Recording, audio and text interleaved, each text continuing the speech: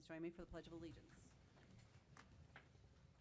I pledge allegiance to the flag of the United States of America and to the republic for which it stands, one nation, under God, indivisible, with liberty and justice for all.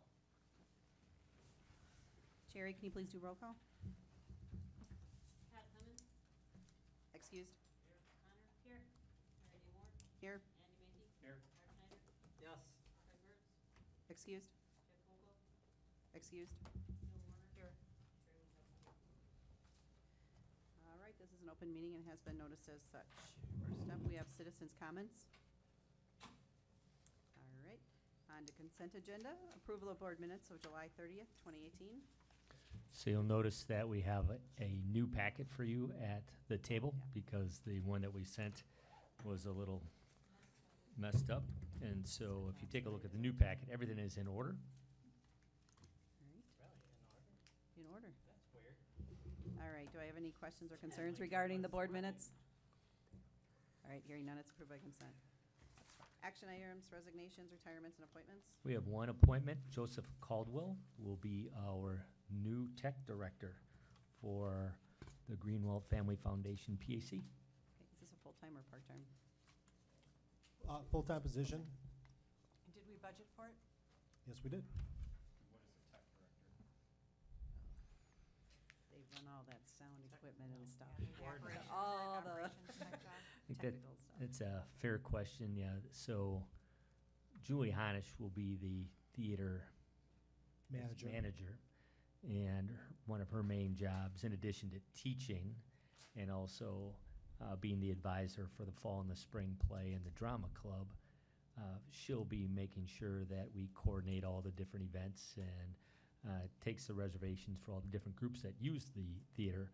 But we need someone that's in charge of the lights and the sound and all the other technical aspects of that brand new PAC. And so that's this gentleman's job.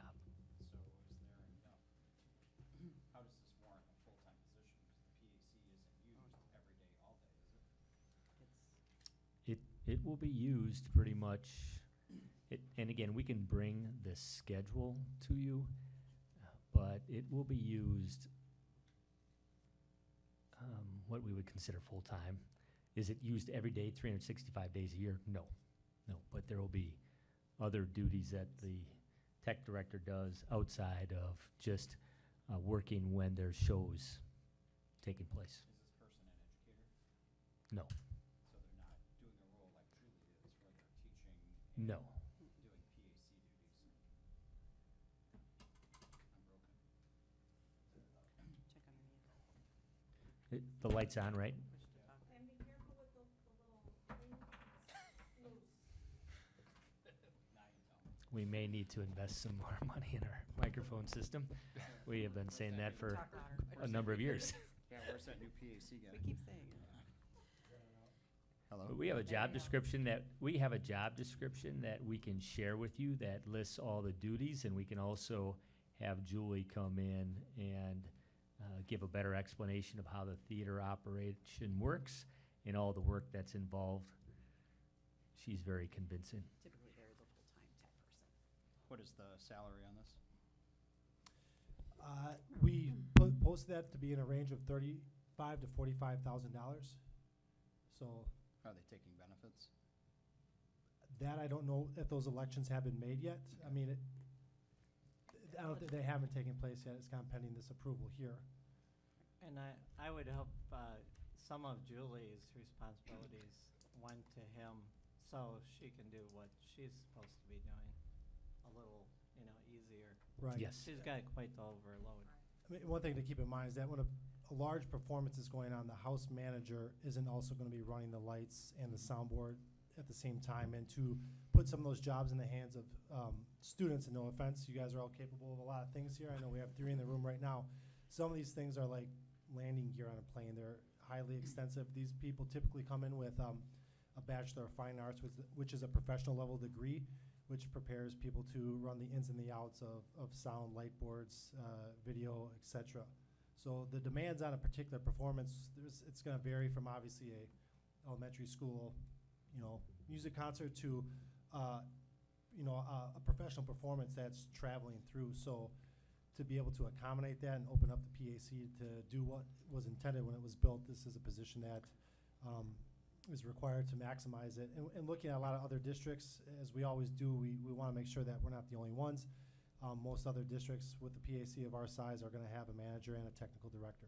Okay. All right. And then I just want to add that when we went out to referendum, if you recall, we had two questions. One was for $49.5 million, and then the other one was an operating referendum question, a couple $100,000 a year.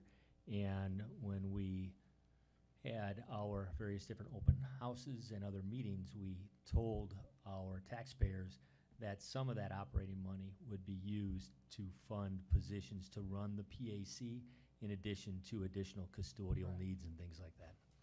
And then I'd also add that the money that we are getting from the Greenwald Family Foundation each year for the naming rights, we're using some of that money to pay for this position too. Okay. All right, thank you. Sure. All right, I'll make the motion to approve. Do I have a second? Oh, sorry. Should be on. Don't hit the top Okay. part, it'll fall off. All right, so, what about the people, it's not on? We might have to turn it up. I don't care. What about the people who had been doing this like all the time, like Mr. Niemer and those people who were working on that? Will he, like, be the main person and then those other people will also help it? If Mr. Niemer wants to continue to help, I'm sure he'll be welcomed. Well, Absolutely.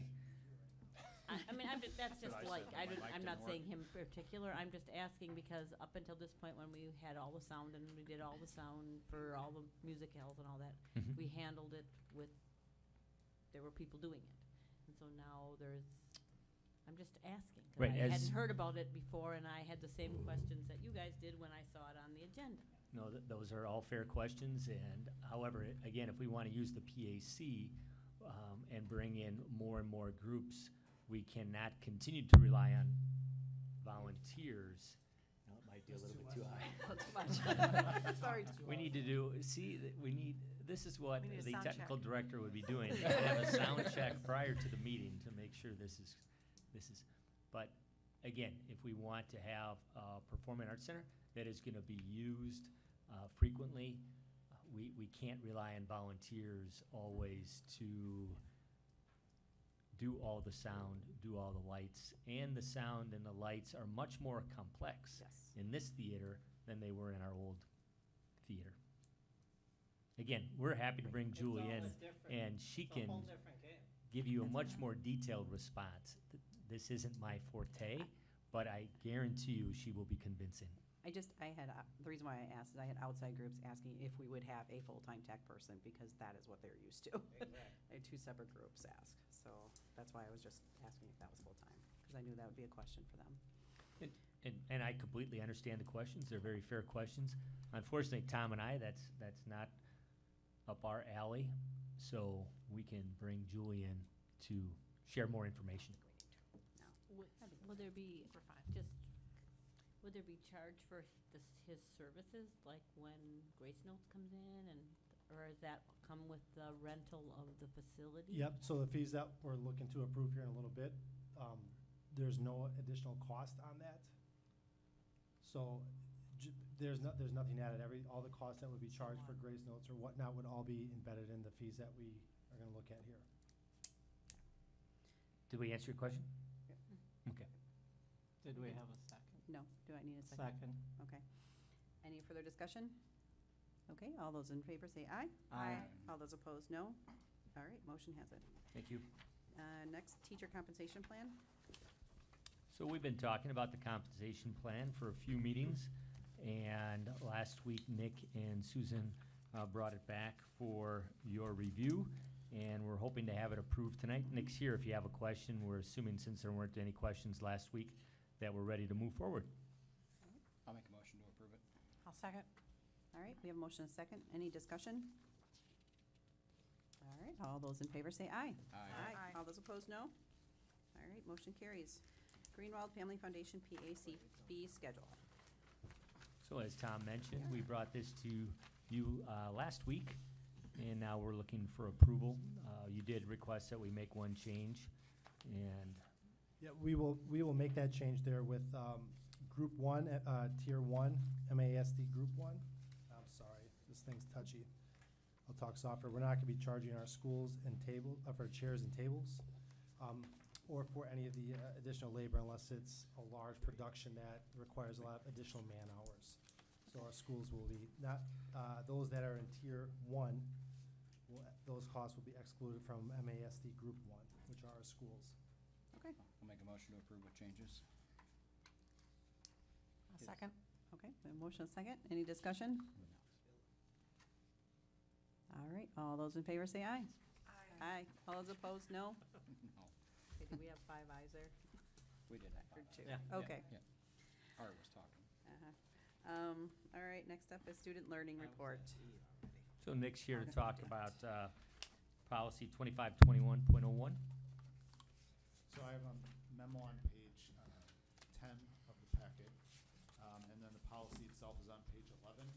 This is the use of instructional media policy, better known as the video policy. And this was put in place somewhere around the year 2000 to set some guidelines around the use of video in classrooms. And I've every year in this position, I've sent this out as reminders to staff and to principals to share with their staff. And every time I read it, I feel like hasn't been worded the best. So I just thought I'd take this opportunity to more clearly state our objectives with the guidelines. So you can see I crossed out a couple of sentences at the beginning and just really point blank laid out grade by grade band what the expectations are. And then move things around just to make it flow a little bit better and be easier to understand when I share it out with staff. So there are no material changes to the policy. It's more or less working on the wording to make it a little easier to understand. This would be the first reading tonight, and if there are any questions, I can bring information back on the 20th, and then I just look for final approval on the 20th. When it says in that first new full paragraph that films with higher ratings that indicated here may be shown only with principal permission and written parent guardian consent, can you tell me what you're envisioning when you say written parent guardian consent? So that would be Permissions, a letter home specifically to those parents with the film title, the rating, information about why it's being used in class, and that would have to be signed off on every year. So it's like, once you get that permission, obviously you have another group of students the next year, you have to go through the principal and parent permission route again. So this is a separate form, it would not be included in the syllabus? That's I guess correct. what I'm getting at. Correct. That's correct. Yes. Thanks. Yes, a separate, yes. So I think in the past policy, yes, it was a little confusing, but we also weren't doing a good job of making sure that our staff was aware of the policy. So we have talked to our principals, and we will stress again, and I know Nick and I will both do that they need to make sure that the teachers are aware of the policy, and that it does mean you can't just rubber stamp it in a syllabus when the parents sign off on the syllabus. That's nice, but that's not following the letter of the law. We need to do a better job of that. We're all in agreement, we just waive it. I was gonna say, can I make a motion to waive the first reading? We don't have it as an action item, so we'll wait till the okay. next meeting. My question is, it is a violation of copyright law to show videotapes for purposes of reward and entertainment. Do we never do that? No. So it's a good question. As in a lot of cases in public schools, the lines are kind of fuzzy, right? I think when I talk to teachers, they often can come up with some sort of rationale for why they're watching a certain film or video that's somewhat tied to the curriculum. Technically, just like an absolute, hey, we're just gonna watch this for fun and do nothing instructional with it, is probably somewhat infringing on copyright. So I do ask that we have a reason for watching it, even something around the holidays. there should be a rationale for us watching a film. And so whether that's to do some compare and contrasting with a written piece and a film piece, there should be something instructional, some sort of instructional tie, and then we're covered under the copyright law, and we're making better use of instructional time. So I can't, Well, my whole reason is we want to be good role models, right, because we certainly would not tolerate it of our students, so. right. So again, it's about communicating this to principals and to teachers and ensuring that there's some active monitoring of that and that we're all on the same page about what's reasonable use of media and what's not. Well, and I think, like you said, you can come up with it if you want to show it. There's something, but as long as, But I think it's important to go through Yeah. that step, even though some people might think that that's kind of a hoop. I think it's worth it because instructional time is precious and we have to make sure that we're making the best use of time with the students. Okay, any other questions? All right. Project Lead the Way. So I have a memo on page 12 of the packet. This is something I'm really excited about. We have, for a long time now, been talking about ways to integrate more STEM into the school day. And last year, I went on a tour of some other districts that are using different computer science curricula. And we also entered into a very small pilot last year of Christine Perkins at Prairie View and Eagleville. She serves as the library technology specialist there, trying out the Project Lead the Way curriculum at the elementary level for computer science. It was very successful. She had some great experiences with her students all the way down to kindergarten through 6th grade with the curriculum. And I met recently with her, Dustin Lehman and Stephanie Blue, and talked through the mini pilot, and everybody was really excited with the idea of moving forward with expanding it. And so I took the same idea to the rest of our library technology specialist team at the elementary level and the elementary principals. And everybody there was also very on board with moving forward with integrating more STEM curriculum at the elementary level. With us being right in the middle of a literacy adoption with our elementary staff, and with minutes of instruction being as tight as they are at the elementary level, I didn't feel like it was the right time to adopt a curriculum that would be on the elementary teachers to deliver. But I think we can do a good job of repurposing some of the time that students, some of the objectives that the students work on in library with the LTS, or the library technology specialist, and we felt like that was a great fit for this. We've had a long-standing partnership with Project Lead the Way at the middle school and high school, and so it seemed natural to integrate this into our elementary curriculum. So we're moving forward, or we'd like to move forward, pending any concerns from you, with the computer science modules of the Project Lead the Way launch program in our libraries this coming school year, with the idea that we would add the second module, which is automation and robotics, the following year. So I'm really excited about this. I think it's a great way to build up those programs that we already have strong at the middle school and high school, and give our younger students some exposure. So it's really exciting. so what does it look like for the classroom teachers to ask to co-facilitate half of the 60-minute class period? So is that in the library and they're just there, or is that to back it up when they're in their classrooms, or? Yeah, so we've worked our LTS schedules in different ways over the past several years, trying to maximize their role. If you think of what the traditional librarian job description was even 10 years ago compared to what it is now, it's one of the jobs that I think has morphed the most in public education. So the old job description of a librarian in the library focused only on books and check in and check out is totally different from what our LTSs are doing today. And so originally it was kind of like every student went to the library for 30 minutes a week with their homerooms, and then the rest of the time was the librarians to manage the library. And that's shifted now. So for the last several years, it's been the librarian has been meeting with every class for 60 minutes, 30 minutes of a more traditional library time and then 30 more minutes of technology collaboration with the classroom teacher. Now with this, we would merge those two 30-minute times together so that it's 60 minutes a week. And that would allow some more in-depth lessons through this Project Lead the Way curriculum. And 30 minutes of that is the teacher's prep time. So we want to continue that. Our elementary teachers need time to prepare for their own lessons. So 30 minutes of that 60 will continue to be elementary teacher prep, but we're going to ask the elementary teachers, that would have been the time they would have been collaborating with the library technology specialist. Now they're just going to be co-leaders of that activity in the library. So they'll work that out individually. It might be the first 30 minutes, it might be the last 30 minutes, but just for 30 minutes of these activities, they'll be working together.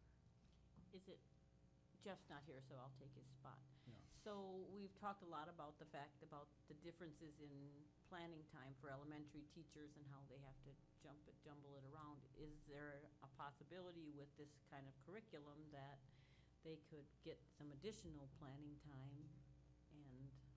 And then on the side to that is then do the kids have time to have their traditional library where they get to pick out books and take it out? Because I know they really do enjoy that to bring their library time. Yeah, that's why the 60 minutes. So this will should allow about 15 to 20 minutes of book checkout. And actually different libraries are running that differently. So some students, some buildings have managed that, especially with the older students, where they come down at various times of the week, and actually the kiosk is set up and there's a lot of student empowerment where they're checking out their own books. But we have, that's why the 60 minutes is so that there still is 15 to 20 minutes of library time every week where they can check in and check out books and still have about 45 minutes to do a more in-depth lesson in STEM activity. Okay, so that's that piece. Is there a possibility for the additional? You know, I hesitate to say that because I think that this curriculum is exceptionally hands-on. And so I think that the LTSs will appreciate having another set of hands for part of each week's lesson. I think that is something that we should review, and if you want me to bring the comparisons to Learning Committee at the end of the month, I definitely can, in terms Okay, of prep time. That's fair enough. Yeah, we could do that. So this is more or less, I'm bringing this Yep. to all of you as a celebration because this is really Yeah. exciting. This is Oh, exciting. and Eagleville's been eating it up. Yeah, definitely. So I'll keep you updated as we move forward with this. All right, thank you. Thank you. All right, finance and facilities, the Mukwonago High School project update. So I have that update tonight. First, I want to remind everyone that September 9 at 1 o'clock is our open house ribbon cutting ceremony. So that's a Sunday. The Packers play in the evening. So My just, birthday. What time, Sean? 1 o'clock? Or are you talking about the Packer game or the ribbon cutting? Just to make sure. Ribbon cutting. I knew it was a night game. 1 Thank you. o'clock. And we'll have a couple of speakers and we'll cut the ribbon. And then after that, it is a traditional open house. Okay. And we will have the invitation going out to every household in the district late next week. And so we've been working with Bray Architects on that design, and we should be ready to send that out late next week. So everyone will have an official invite. And because it's a project thing, FOMA's new project, the new entrance on the west end of the Yes. campus. We are having a ribbon cutting on Friday, the 17th at 5 o'clock. So all school board members and officials are, invited to attend that as well. It's my understanding. It's going to be done and complete and ready for that first home game on the 17th, so it's very exciting. That's So, correct. What time? August 17th, 5 o'clock. 5 o'clock.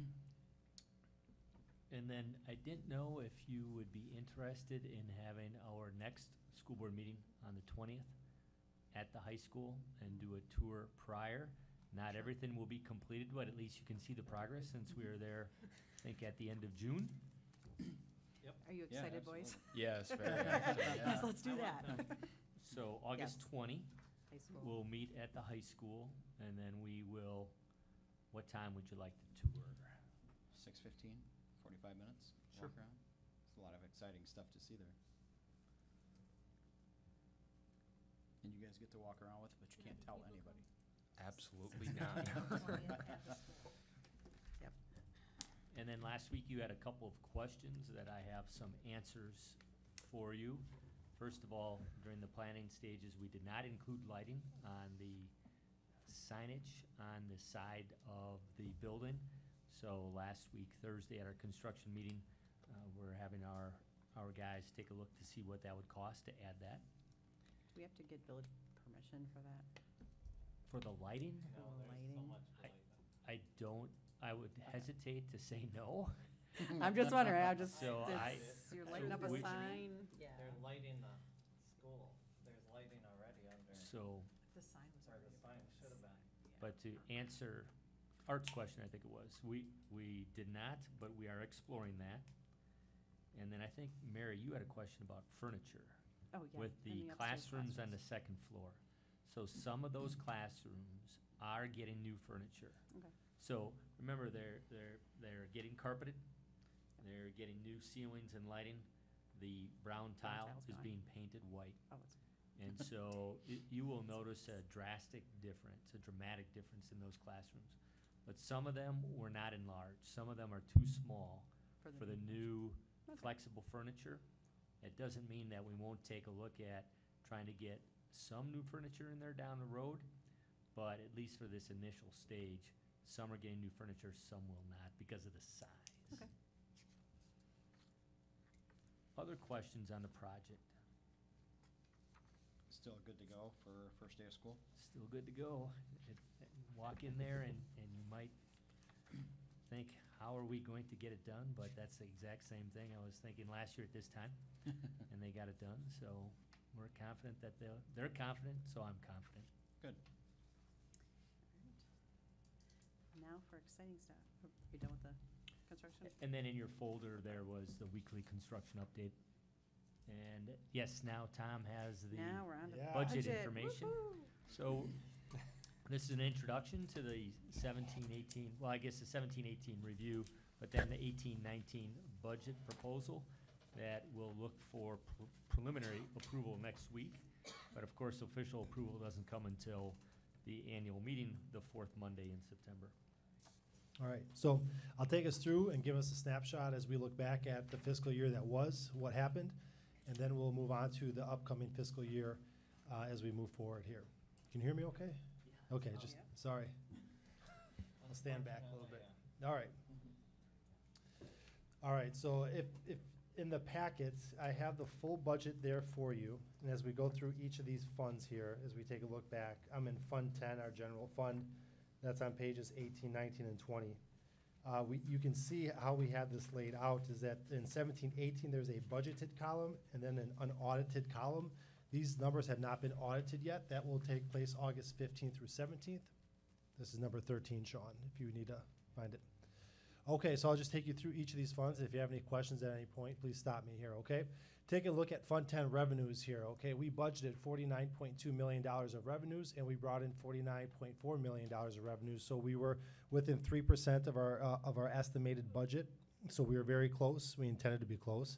And we were just slightly over at $151,000 more dollars than we thought. Regarding expenditures, we thought we were going to have $49.3 million of expenditures, but we came in almost $2.2 million less than that. That is because of the two transfers we have coming up that we delayed. Had we made those transfers, we would have hit our budget right on the mark. Overall, as it looks right now, we're adding $2.3 million in fund balance, but that is just a temporary situation. Once we clear those Fund 73 OPEB transfers and the $1.75 million to Fund 46, that fund balance is basically just a placeholder for a couple of weeks, okay? Once we make those transfers, or had we made those transfers, we would have added $130,000 in fund balance, which at this point, we're not looking to pad fund balance or add too much to it. We're just trying to keep it right where it's at, okay? We will review as a group the final transfers that we'll make into Fund 46 and Fund 73 coming up here after our audit's complete, and I'll give you guys the options and a recommendation, okay? Our salary budget hit its mark. I didn't feel, I wanted to build a very intentional budget. I didn't want to just put a bunch of extra money into salaries, and then at the end of this year look and say, hey, look how good we did. We're way under budget. I try to be very intentional so we can begin to maximize these dollars in the classroom and build budgets that work out the way they're intended to. So on the order of $22.3 million, we were within 0.1%. So I was happy that we got as close as we did. We did have some savings due to employee benefits and some employee benefit elections, and also with utilities. When we build our utilities budget, we build that to absorb energy costs where we have $4 a gallon for gas in other areas as well. When those energy costs do spike, and they will, we won't have to take money out of the classroom to meet those budgets. We'll be able to keep going on. But there were some savings there right now, which is why we're able to increase our Fund 46 transfer. The original budget called for a $1.073 million transfer, and we're able to push that up to 1.75. Okay? So that's Fund 10 in a nutshell looking back. Looking to Fund 27, our special education fund, we were within 1.1% of our budgeted revenues. Again, we were close. We were within 1.5%. We were under a budget by 1.5%, but again, we were also very close. We had a few savings in terms of salaries and benefits. We were over budget for special education transportation.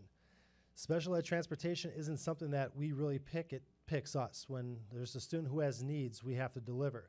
So we do our best to estimate what we think it's going to be, but there's certain situations that arise that we have to pay for. So Fund 27 ultimately has $3 million in revenues that come from come from state aid or from federal aid, but there's $9 million in expenditures. So whatever money special ed can't get through grants or aid, Fund 10 writes a check, so to speak, to cover the remaining costs, and that's the general fund transfer. So Fund 10 will make a transfer to Fund 27, and we were able to reduce that transfer off our budgeted number by $220,000. Altogether, we had a pretty good year in special ed. Our short-term debt or non-referendum debt fund, we have no money going into this fund. We do not levy a tax for this. We have enough money in Fund 38 where we can rely on that fund balance until these debts are all paid. So one day the fund balance will be gone, and so will the liability. So we're just moving on, and once this debt is callable, we'll be done with this debt in 2021.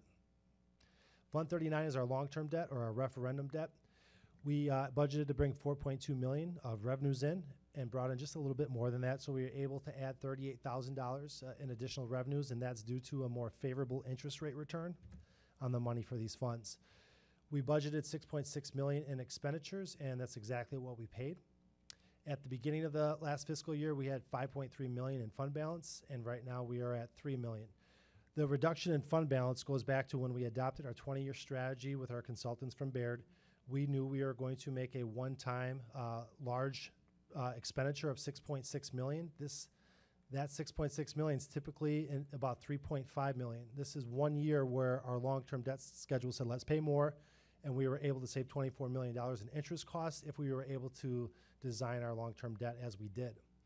So overall, we used a little bit more fund balance than to stabilize the levy. That's something we talked about last year, and we'll come up on that in just a little bit right now. But overall, we used $2.3 million in fund balance to minimize the 17-18 tax levy, which we did. All right, Fund 41, our capital expansion fund. We brought in $109,000 more dollars than we thought, due again to a favorable interest rate return on the money there. And then we had $74,000 less in expenses than we thought.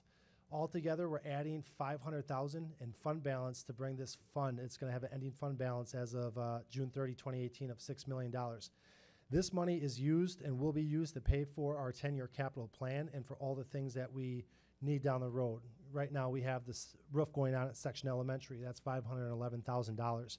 Some years we'll be able to put more into Fund 41.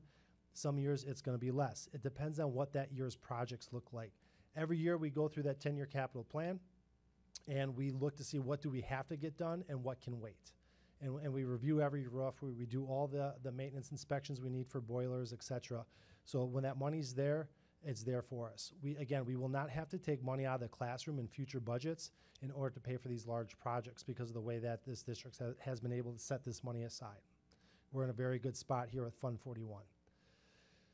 A fiscal year summary. I gave a sheet here for everybody to take a look at. So all the details for all the funds are here. I'm just going to highlight a couple here as we kind of just wrap up the look back at 17-18.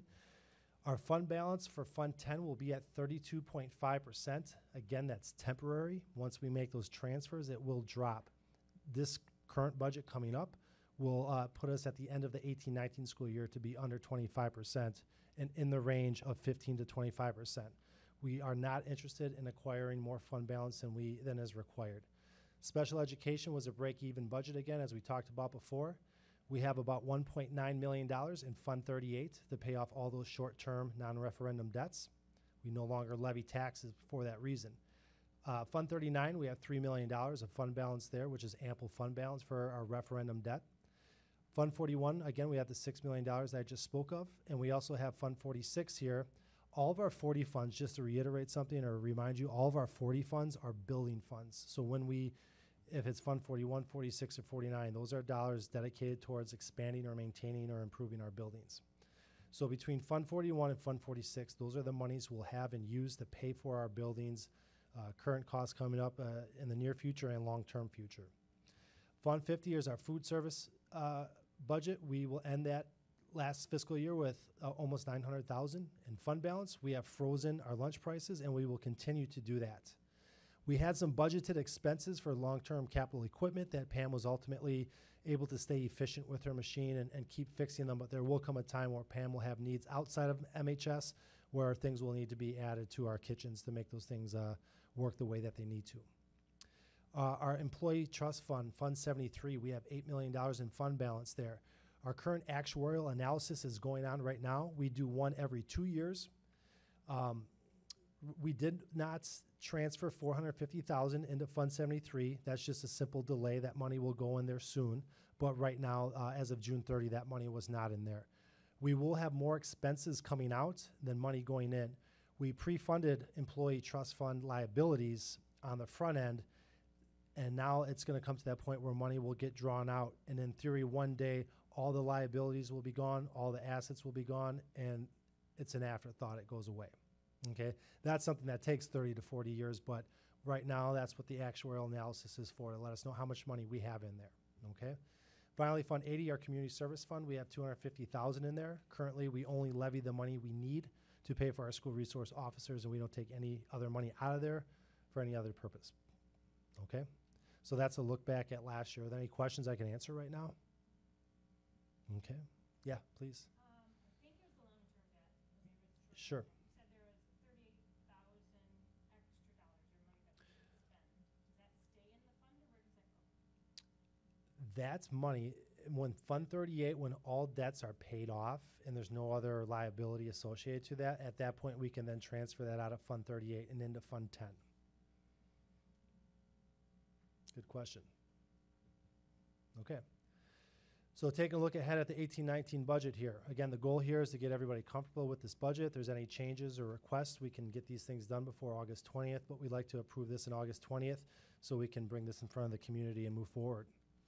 Okay, we'll talk about a couple things here. We've gone through this a few times now. We'll talk about how we're going to receive our money through equalization aid and the tax levy, and then how we're going to spend that revenue that we get. So it's a three-step process that we'll walk through very quickly here. Step one is we're going to estimate our equalization aid. Step two is we're going to calculate our overall revenue limit. And our last step is then we'll back into our property tax revenue or property tax levy. All right? So last year we had $47.1 million in shared costs. Those are the costs that state government will share with us. They will reimburse us for a portion of those costs, and that's going to lead to $19,061,000 in equalization aid. Had we pushed this number further up through those transfers to Fund 46 and Fund 73, we would have shrank this number down. That's why we made the decision to wait. So we are estimated right now that we'll get $19 million and change for our equalization aid. Step two is we'll do our revenue limit. Again, we take our 3-year FTE average, multiply it by our revenue limit, plus adjustments. Those adjustments are the $350,000 in our question number 2, plus another $28,000 that we pay for students that participate in the state voucher program. Those costs are passed on to our taxpayers. The overall revenue limit is $43.8 million and change. Okay, so when we plug that number in, we're able to take that back into what we think our property tax revenue is property tax levy is going to be. This is the property tax levy that is constrained by revenue limits, okay?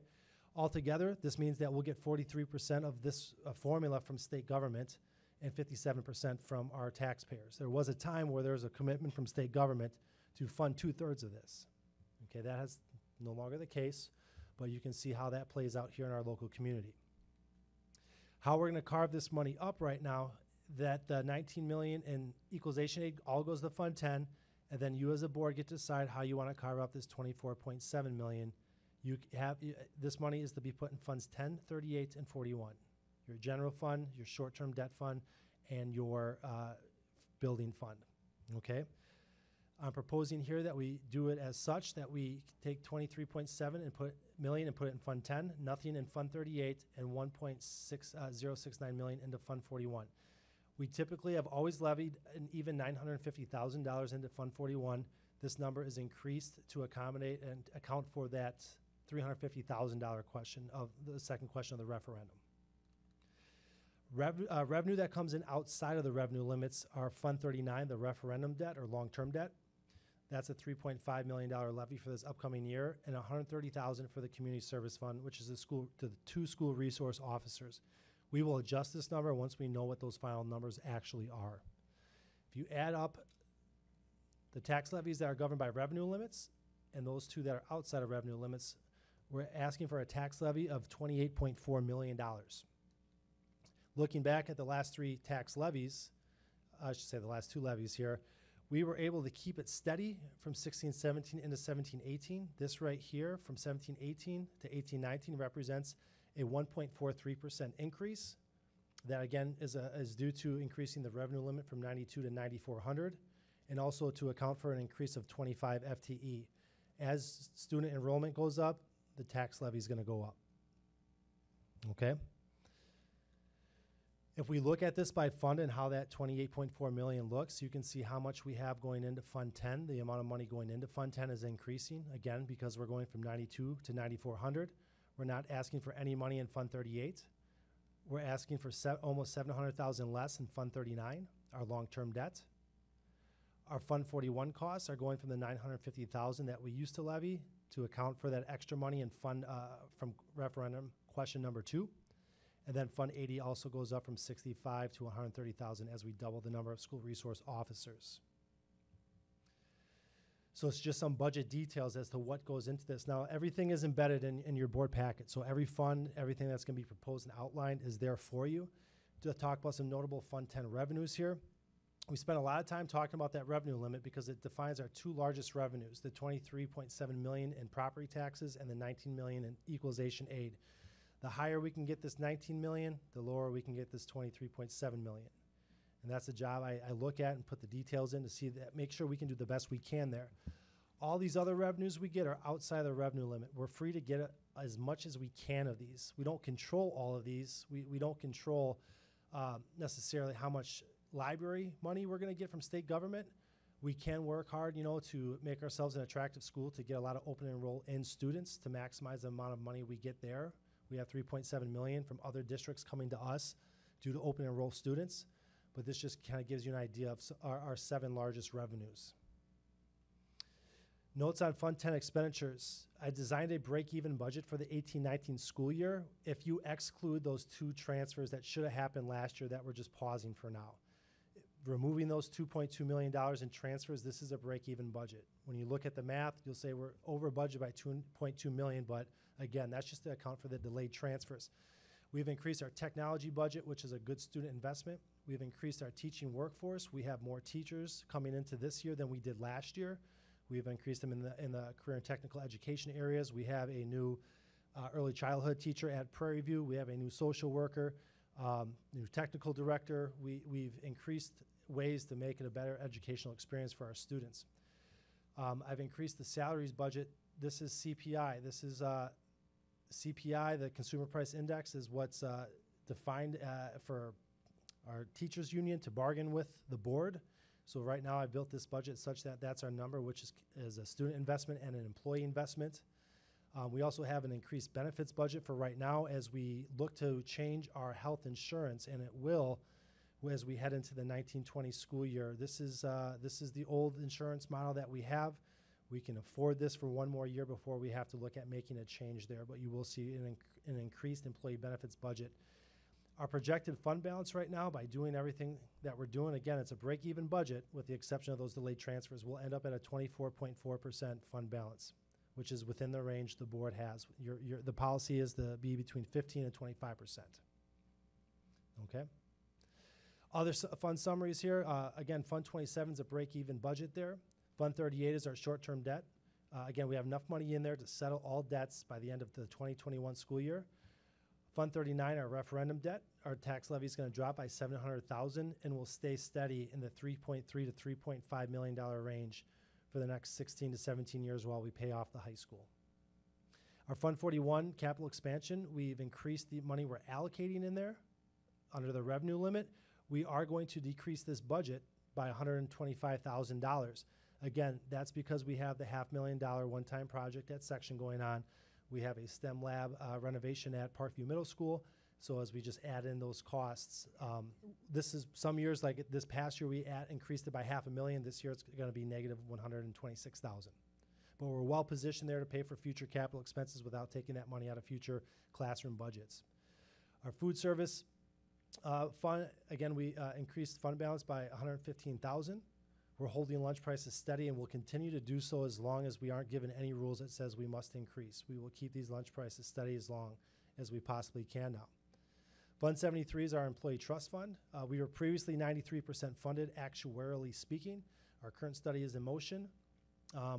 When we get our new study done, it'll use a asset valuation as of June 30, 2018. We did not transfer $450,000 in there, so I would not be surprised if we came below 93% a little bit. But altogether, I know we have more than enough money to cover those costs, and we're in a great spot. More money is coming out of this fund than is going in. We have 35 retirees who will be coming off the plan. So if we spent $1.2 million this year, we won't be spending that much next year because we'll have less retirees on the plan. Okay? That's how the math works there. And finally, Fund 80, we have our community service fund. And again, only school resource officers are coming out of there. Just taking a quick look back at equalization aid here since the 2004-05 school year. When that 2/3 funding commitment existed, we were getting somewhere around $24 million in aid. Now the last 3 years, we've been at $19 million. This is our estimated year. I'm doing what we can with the accounting rules in front of us to keep this number at $19 million, because when we stabilize this, we kind of control the tax levy, and that's what we want to do.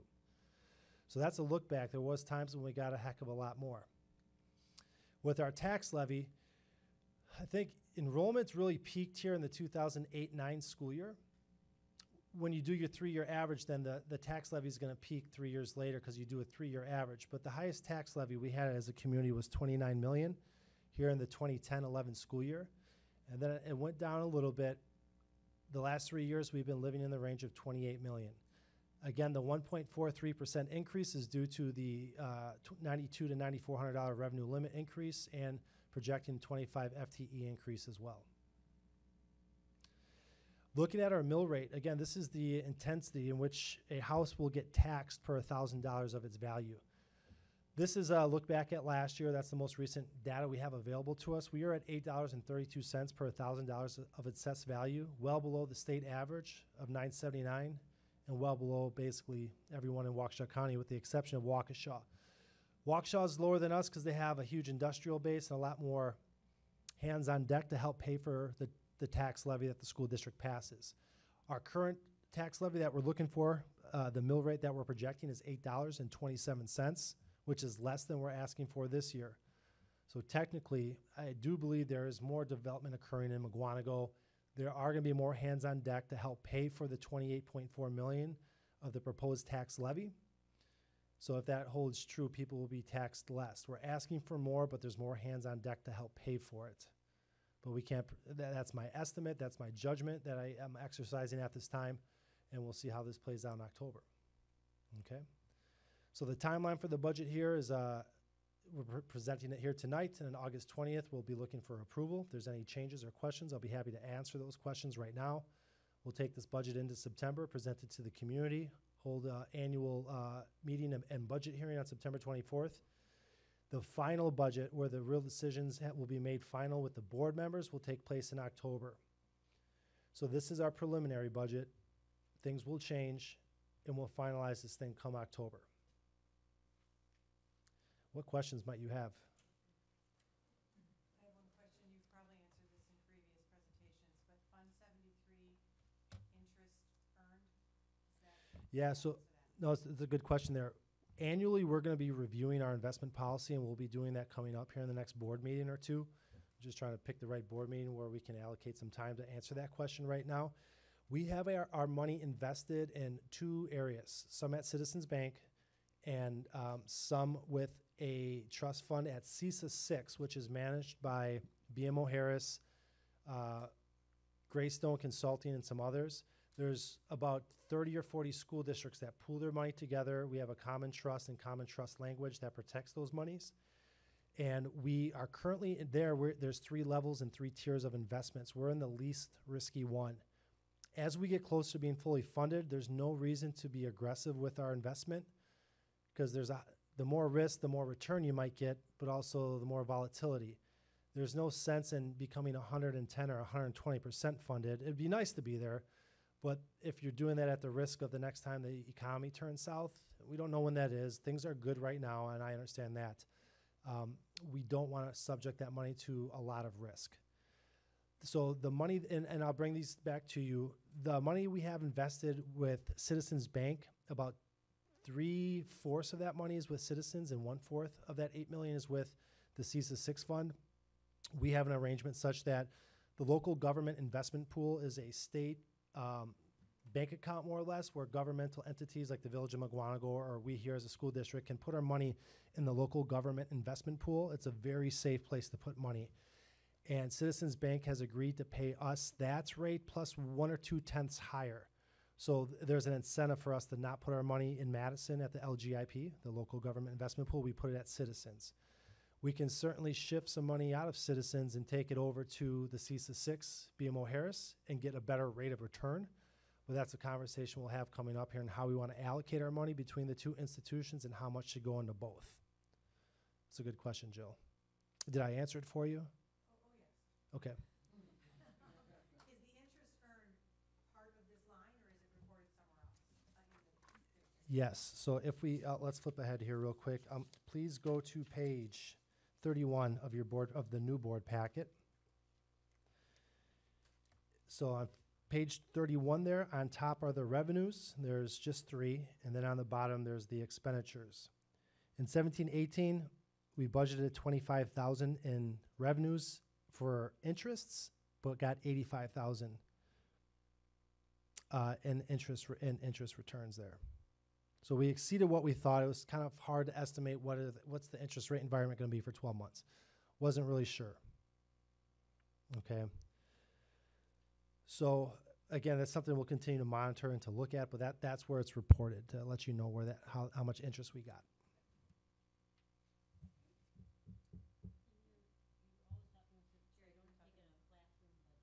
Mm-hmm. So, Jerry, so even if we do the classroom budgets, are they adequate? So you can say, don't take it out, but if it's not there to start with. Sure. That's a good question, Cherry. I think we most certainly would like to put more into the classroom. There's 2 ways to do that, with teachers, with people, or with supplies and materials and equipment. We've done what we can, most certainly. Again, the $9,400 revenue limit isn't favorable. It doesn't help answer that question or make things better in the classroom. We could certainly reduce or eliminate the Fund 41 tax levy and put that money into Fund 10 and to take it in that direction. That's certainly an option the board can do. Sure. So in our revenue limit, we have $1,069,000 that we are levying into Fund 41. You can reduce that and put it into Fund 10. Which would increase the money to the classroom. Yes. So I'm gonna back up here and show you here. Sean, go ahead, please. What's up?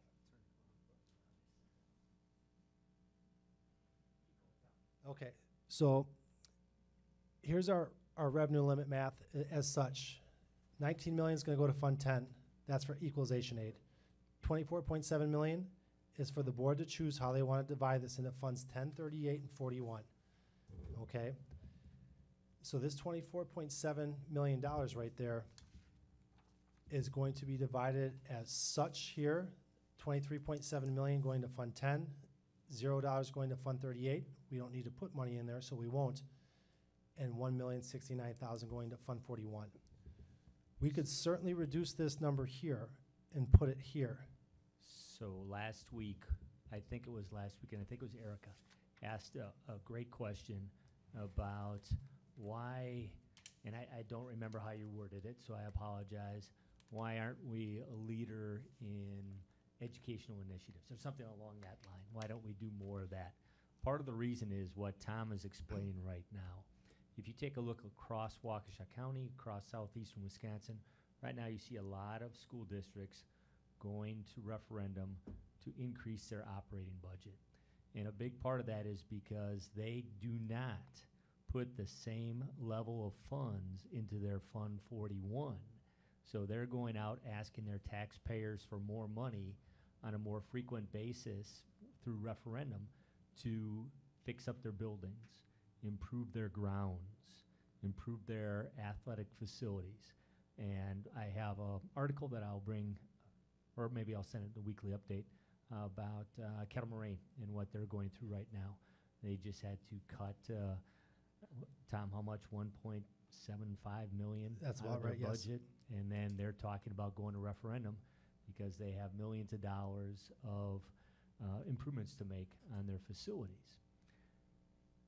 Our board hasn't done that, and for many, many years, they have put a chunk of our budget into the Fund 41 to make sure that we had enough money to maintain our buildings and grounds. We also do a better job, and Tom can confirm this, of making sure that we have our OPEB, our post-employment benefits, funded. Very, very few districts. Tom, can you confirm that? If you talk to Baird, how many districts would you say have a Fund 41 or what's the? Fund 73. Thank you, Fund 73, as well-funded as we do.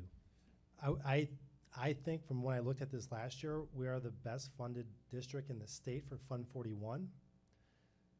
Some people might, I've heard some business managers say every dollar that you take and put it in a Fund 41 is a dollar that you're taking out of the classroom.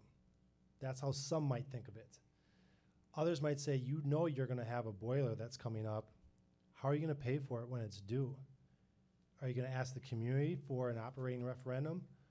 Or will you avoid spending every dollar you're given and set some aside to pay those bills when they come due, and they will?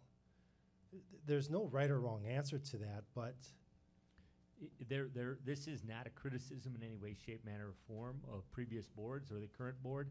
It's all about priorities. And so that's a great discussion for this board to have.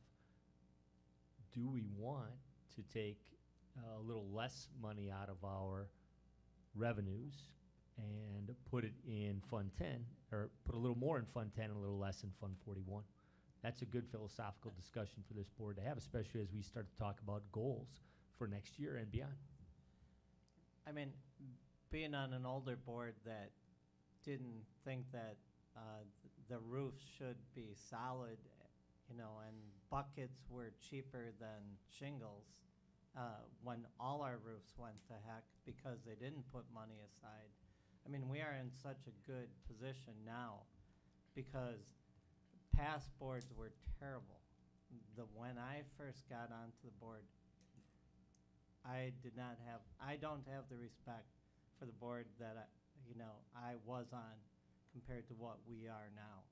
If our teachers are telling us that they need more things in the classroom and things in budgets, and that's being cut off at some level and we're not finding out about that, then I'd be concerned. But if our teachers are getting the funds that they need in the classroom, you know, and we can still continue to build 41, so we're preparing for all the future costs. I mean, we're talking about the middle school might need some updating, some expanding as population increases.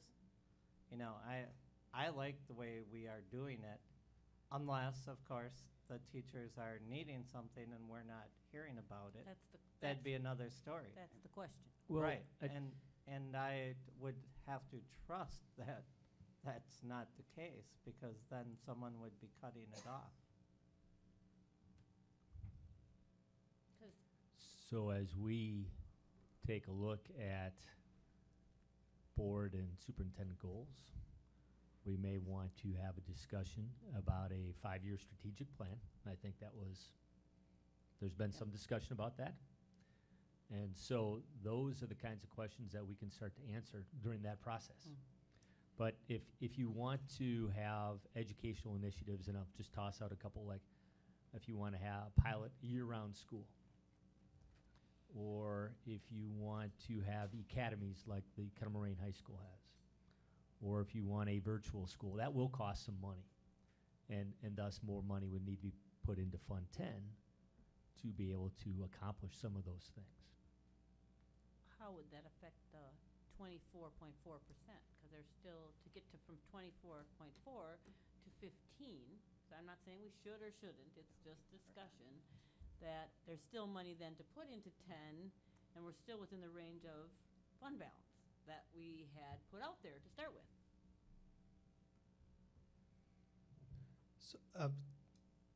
So I guess if we reduce that 25% fund balance, give or take a percent or two either direction there, I think it's incredibly important to be cognizant of deficit spending to increase what your operations are, because that's not sustainable. To take that strategic plan on and to look at what happens when we increase our revenue limit from 94 to 9,500 next year, into 96 to 97, up to 98. That's currently what's written into law, so that's what's going to happen. To Pending use board strategic approval. planning to look at how that money will be allocated in conjunction with decisions like, do we want to reduce our Fund 41 allocation and keep more of that money in Fund 10? Those are the decisions and conversations that should be taking place. That's two whole totally different options. One is to use the money in your bank account to pay your current bills. And that's not sustainable. I would never advocate that one. If there's a one-time project going on, sure. But to use fund balance, to eat into your fund balance and to deficit spend for ongoing annual bills would be something I wouldn't recommend. But it's an option, but some districts have done it, and they're not in good spots now. When we did this fund, it was, when we went for referendum in, when did they go, not the previous referendum? 2012, the yeah, operating referendum that failed? No, the one before that passed, Yeah. that we used to update the schools and stuff. That would The have been roofs were 2007? horrible. And so much money had to go for roofs, and 2007 was an So operating maintenance we referendum? put the roofs on a schedule, a rotating schedule, so there's a schedule for every roof, every acre of roof in this district. So we made sure we had the money to cover that without having to go for referendum. Because you wanna talk about teacher morale when they have a bucket holding water in their classroom, it goes way down. I mean, teachers were not happy. Well, I think we have a pretty in-depth 10-year capital plan, don't we? Isn't it a 10-year capital plan? Yes. Yes. Mhm. And We'll review that in November or We should. December is kind of the annual timeline that we hit that. And we'll work to update that to say, what did we accomplish this year? Or what will we accomplish this year, and where does that leave us? So yeah, Kurt Weebelhaus established that, and Andy Wagner is taking the baton there and gonna keep that effort going to make sure that we are aligning our resources with our needs. I have a question about the relationship between the increase in FTE, and yes, we got more money on the per member revenue limit, but then at what point, where is that sliding scale between continuing to increase FTE and yet still have enough expenses to provide the adequate instruction in the classroom and watching classroom size. I realize 25 is not a lot across our population of, almost 5,000, but at what point do we have to pay attention, or do you pay better attention to how that goes up and how our costs go up, and where, I know we watch at classroom size, and we'll review that at some point in time, but Yes. is that, I mean, So- 25 is a lot for us, I isn't just- it, from an increase in FTE over the past 5 years? Yes, I think it's the first time it'll be Yeah. increased. It'll than increase like this past year 5 or by 10. 8. Yeah. So that's my question. Do we need to understand that as a board, or who's watching that, so that we know at what point does your census keep going up, and are we going to start to not have enough costs budgeted to take care of that increase in students? Does that make sense? Yes, Okay. and that's something that Tom and I watch carefully. I just want to make one clarification on the new state law that Tom mentioned, that's increasing our revenue limit by $200 this year, and then $100 next year, all the way up to $9,800 in 2022. That is per board approval. So the state law gives us the flexibility to allow our revenue cap to be increased from 9,200 to 9,400 this year, and 94 to 95, 95 to 96, like Tom laid out there. But that's still subject to board approval. We don't have to do that. Now, I highly recommend that we do. Yeah, why wouldn't we? Yeah, right, okay. Taxes. Because it increases, right. Right. Yeah. And the quality of education. So, but back to class size. So I think that we have done a pretty good job in this district. The board has shown a strong commitment, especially at the elementary level, to keep class sizes low. And Nick did a review last year or the year before, and comparing our class sizes Right. at the elementary level to others in Waukesha County, and we're better or very comparable to most. At the high school and the middle school, I wouldn't say we're the best, but we certainly are better than many with our class size. So I think we're doing a pretty good job of maintaining reasonable class size limits. I don't know if that answers your question. Well, yeah, it's just at what point does the FTE continue to go up? And are we appropriately budgeting to cover the right expenses to still provide the quality education that is expected? At this time, yes. But we will have to monitor that carefully, as a couple complicating factors have, well, last year at the middle school and this year at the high school with the new schedules. So there is some work to be done there yet, and after a couple of years, we'll have all the wrinkles figured out. But with students having an opportunity, every student having an opportunity to take a new class at the high school this year, it's a little more challenging to figure out staffing. But we'll have that all figured out. Thank you. Any other questions? All right. Okay, thanks, everyone. All right, People Services Report. Yeah, Tim's here. He's got a brief update on our alternative education program. All right, thank you, everybody. I think that's I'll keep it quick after the heavy budget info there. So alt-ed update, we were approved by the village for occupancy over at Lily and Rose. So we are in the process of ripping out some carpet and replacing that, painting walls, and then installing some instructional technology that we're gonna put in over there for kids and staff to access. We're looking to move in mid-August, depending on what that time frame looks like, to start moving furniture, supplies, and things like that in to have it all set for the fall. You'll notice in the board packet that we do have a name for our alternative program, so we don't have to continue to call it our alternative program. We're calling it Soar, which stands for Success, Opportunity, Accomplishment, and Resilience. Right now, we are looking at starting the school year with 14 students. We're going to try to break that up evenly across 2 in AM program and a PM program. Currently, 8 of those students are regular education, 6 with special education status, so we're pretty even on the breakdown between regular ed and special ed at this point. Again, we're staffed with two instructors over there and an instructional assistant to provide those services. I provided in the packet a draft of what our handbook is for that program, if you had the opportunity to look at that. It goes through some of our philosophy, mission, and vision of what that program is. It also details what the daily and what the weekly schedule would look like. So Monday, Tuesday, Thursday, Friday would be an AM session and a PM session. And Wednesday would be both sessions combined into one group to work on community service or career-based type projects for the kids. We also had in the packet for you guys a draft of the referral form that we would utilize, and that could be utilized for high school staff, parents. Students could actually probably use that down the road as well. Pupil services staff to make referrals for students who would benefit from the program. So we're very excited about how far we've come. Now we're very excited about actually getting the year started off and getting kids engaged in learning in that environment. So I hope to come back to the board again, possibly September, October, with more updates on how the year started. We'd love to have you guys stop by at some point once we get things rolling to have a look at what the new facility looks like and see how the program runs in the mornings and afternoons over there. Any questions about where we are right now with the alt-ed program? At this point in time, what percentage of the students who could use this type of learning facility are we able to accommodate?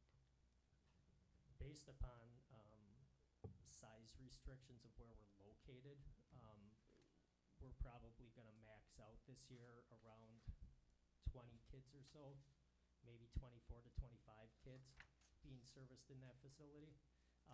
I think that we do have additional kids that could potentially benefit from that.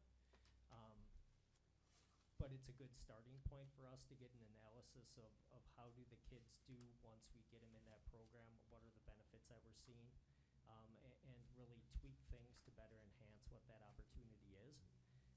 I think there is always a possibility for other kids that would benefit from it, but we always want to try to have kids access that high school environment first and see if that can work for them. I think that some of the benefits of our program are also things that we're working on at the Tier 1 level at the high school, such as our social emotional learning opportunities for kids, how we're trying to embed that in some of that curriculum there. So we're really trying to look at how can we also meet the needs of our kids at the high school, not just look at what can we pull them out to meet their needs. Well, we had just, and just asking curiosity, we had thought that this would, we sent our kids to other places and we were doing this so we didn't have to send them out anymore. So how many of the kids that are in this level of help that we were sending someplace else are we bringing back into the district? For next year, we're bringing back 3 and 1 student at a half day. So we're bringing back 3.5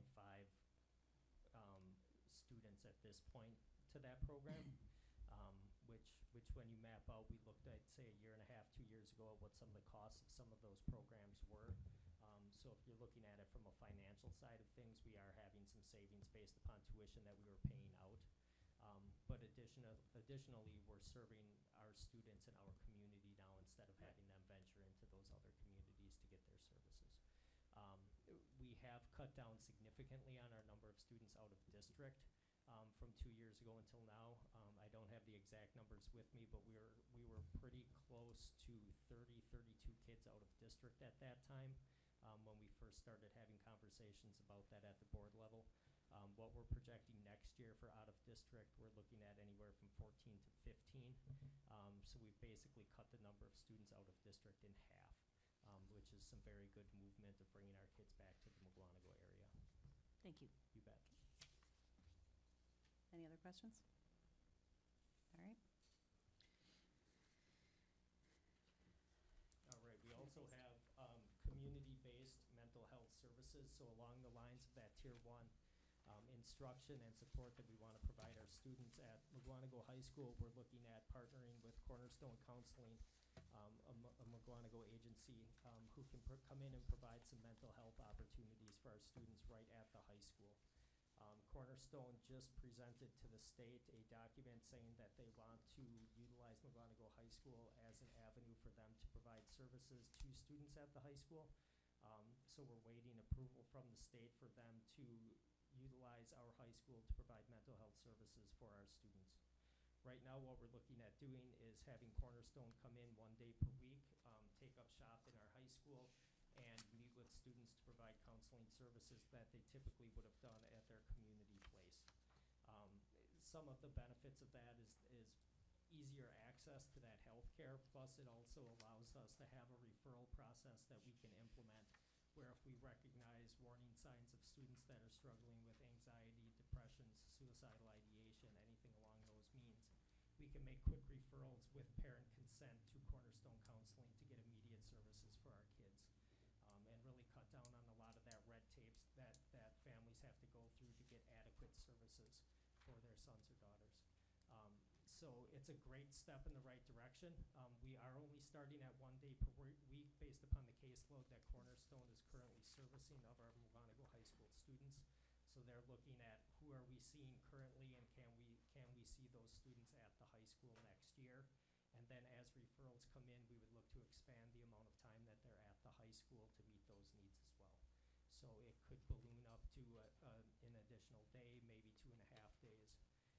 But we're also working with Jim Darren and the administration there to look at what other ways can we utilize Cornerstone Counseling, whether that's group counseling, AODA, different needs that we might see as the year goes on. And Cornerstone has been very receptive. They've been a willing participant. They've actively been seeking out the opportunity to come and join us at the high school. And we've had great support from the high school staff as well. So we are extremely excited to have Cornerstone coming in with us next year. Great. Where are the costs coming from, and are some being paid by us and some by the families? And like the ADOA and that stuff like that, would we cover some of those things? If we're gonna do something that is gonna be in response to a school initiative and it's not going to be paid for by student or family insurance, that's something that we would arrange with Cornerstone to see if we would want to compensate them additionally to provide some of those services. So if we wanted them to do some professional development or run an AODA group for students that are engaged in some of those activities, we would have to negotiate that with Cornerstone to see if they'd be willing to provide those services. Right now, we really want to let's start with day one, providing those counseling services first, and then let's look at, can we build the menu of what they can provide for us. Because these would be the kind of services that would be covered under that grant money, that the governor had, some of that money was supposed to go into development for mental health, right? Yes, unfortunately, as I think I explained last week, we were not grant recipients for those mental health grants. I don't know that I remembered that. Yeah, so I believe approximately 130 or so school districts applied for the mental health grant in the state of Wisconsin, and the way that DPI allocated a lot of those grant funds was selecting X amount of districts per CISA. I believe there's 13 CISAs in the state of Yes. Wisconsin. So basically, they picked anywhere from 3 to 5 districts within each CISA to then distribute those funds. The districts, from my understanding, in CISA 1 were Racine, Kenosha, Milwaukee, Waukesha, and Kettle Moraine. So it seems as if within CISA 1, they allocated to more of the larger districts that have more of a mental health need from certain perspectives. Any other questions? Nice Okay. job, Tim. Thank you. All right, unfinished business. Superintendent's report? Yeah, real quick. So I sent, I think on Thursday or Friday, I sent you a board update, and in that update was a couple documents about future discussions about board and superintendent goals. I guess my question tonight is, how do you want to go about determining those? Should we meet, the personnel committee meet? Do you want to have a discussion on the 20th as a full board? I'm just looking for a procedure, looking from input from you guys on how you want to proceed so we can get that done. I'm thinking the full board. Okay. Everybody has an opinion on what needs to be done. All right, and so then on the So, 20th? 20th. Okay, sure. We'll put that on the agenda for the 20th, and we can start working on that. Okay. Anybody have any comments right now Any questions? Okay, great. And then, last week, I think, Alex, you had a question about the school safety grant? Yep. And at one time, someone had asked me how much money was remaining. I think I said 37 million, but in the packet is an article from the Journal Sentinel that shows us that there's $45 million remaining, and Attorney General Schimmel has announced round 2 of the safety grants, and I have a little better article from the WASB about that safety grant process. I'll hand that out to you if you just want to grab one sheet. And maybe you saw that. Has everyone been getting their WASB emails? Yes. I know we Yes, get a lot of about them. 10 a day. Yes, yeah. Well, this one came, I think, just today or late last week, and it gives a nice synopsis of the school safety grant funding round 2. And so we will be pursuing that. And as I said, we did not qualify for the mental health grant, but this could make up a little bit of that. Not quite what we were hoping, that's for sure, but every little bit helps. So is this 10% full-time teachers, counselors, or 12-hour mental health training program? Is that the mental health grant you're talking about? Or, because this is the one I read, but this isn't what we didn't get. This comes out of this money instead of that other money, correct? So we still, in what we were talking about with Cornerstone, or is this a specific class, or? It's on page 50 of our packet, at the top of the page. Right, so I guess I don't understand your question, I'm sorry. When I was asking about some of the money from the grant, this is the money I was talking about. Oh, I thought you were talking about the grants that we had applied for this past school year. When you mentioned that Governor Walker has been talking about mental health grants, those were the grants we applied for this past school year. Okay. We were denied Okay. 2 of them, right, Tim? Yes, very frustrating. That's what I was talking about last Okay. week. This is now another opportunity to apply for school safety grant related to mental health. Right. So, yes, it could make up for some. This is what I had just read Right. this week that I Okay. was discussing. We were talking about 2 different things, I apologize. Okay, any other questions? All right, drug screen. I'm gonna come back with that on the 20th. We do not have that finished yet, Okay. and that's all I have. Response legislation, board member questions? I'm sorry, apparently I had things to say tonight. There was I just got it came on my email, it was on a news thing about, and I'm just throwing it out there because I'm taking your place. It was the 100 top schools, high schools, and so we were 45, which isn't the issue because we still had, they also graded them, like A's, A minus, B. I wished I would have saved it, but I didn't. So I'm going to ask if anybody else saw it, because I didn't know what the rubric was for this, and I can look it up. But the people above us was more what I was looking at. They also had A's. We had an A. We didn't even have an A minus, so. Oh, good. Okay. But above us were the Brookfield schools. Okay, fine. But then there were Arrowhead and Kettle Moraine. And we constantly are talking about this as our competitors, which I don't know what.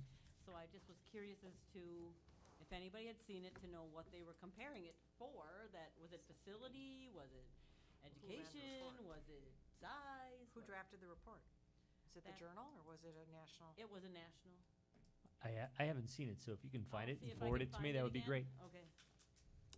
So I think the U.S. News and World Report this past spring had us at 21 in the state. So there's over 500 high schools in the state of Wisconsin, and at least in that report, we were 21. We have some very good news to share about the testing at Mukwonago High School, and I have to check with Nick what's embargoed and what's not. Is some still embargoed?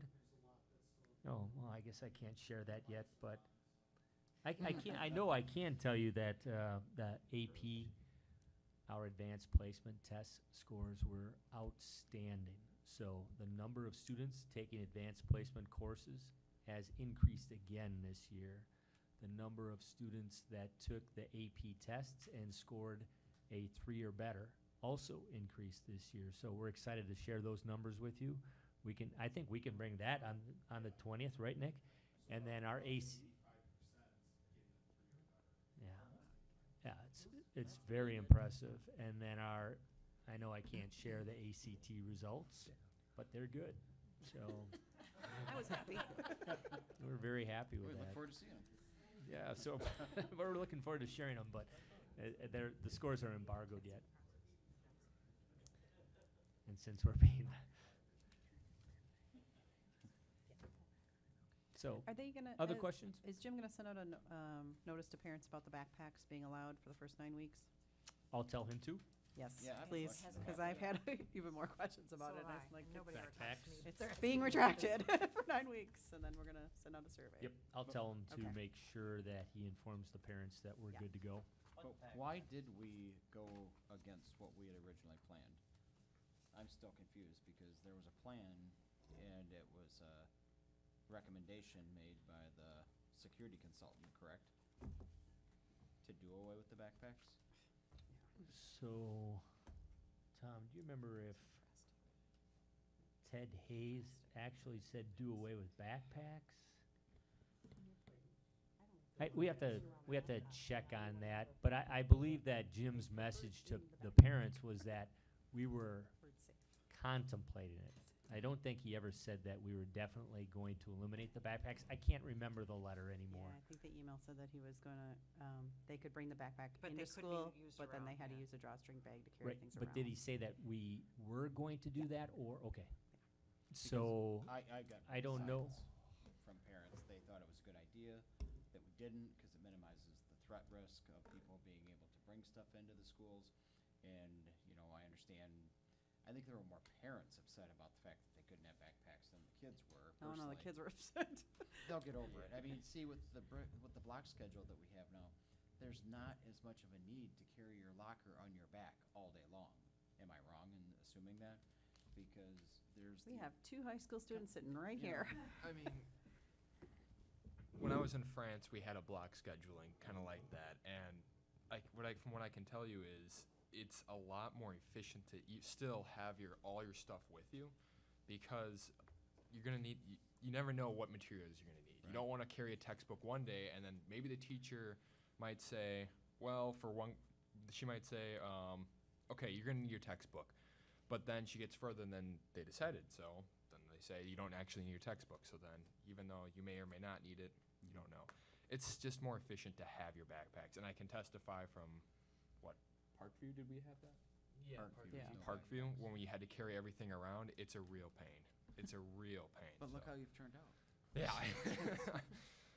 I completely agree with that. I am someone who carries their locker on their back, and it's besides providing my own personal security of I know that I have everything if I were to need it.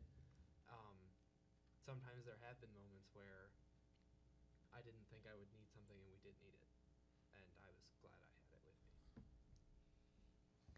That's the problem, you're asking 2 very good conscientious students. Need to ask a guy like me in high school.